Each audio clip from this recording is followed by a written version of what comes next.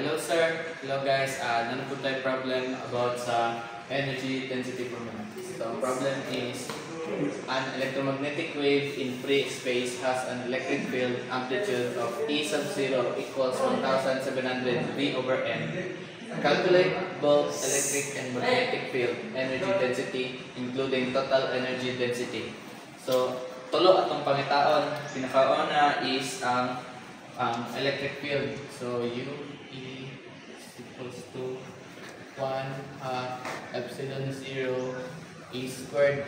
So naraman tayo value sa E. So ito lang E substitute 1/2 times 8.85 times 10 raised to negative 12 times 1700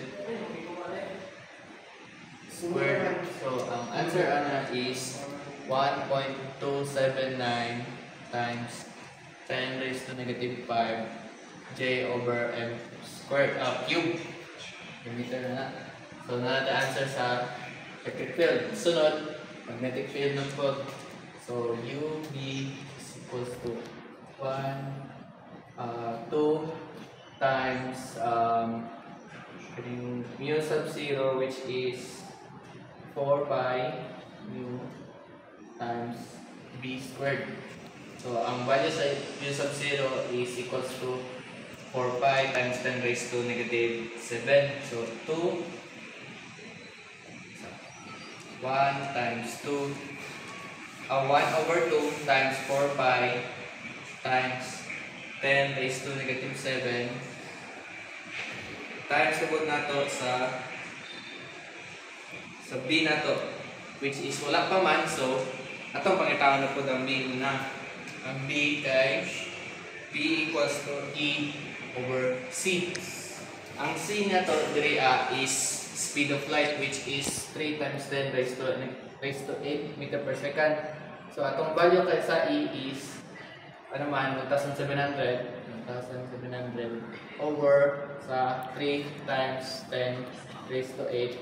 So ang value ana is 5.667 times 10 raised to negative 60 Tesla. So natay magnitude magnetic field. So atong B diri is 5.667 times 10 raised to negative 6 squared. So final answer nato diri is 1.278 times 10 raised to negative 5 J over meter cube. Last kay total energy density. So muna na siya ibalik total nga tanan equals to U E plus Q B is equals to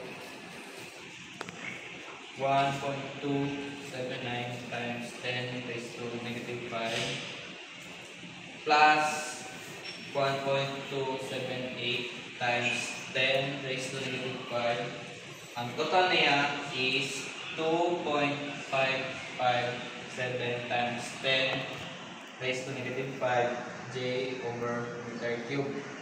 So mo na yung atong final answer sa total energy density. Matuto siya and thank you.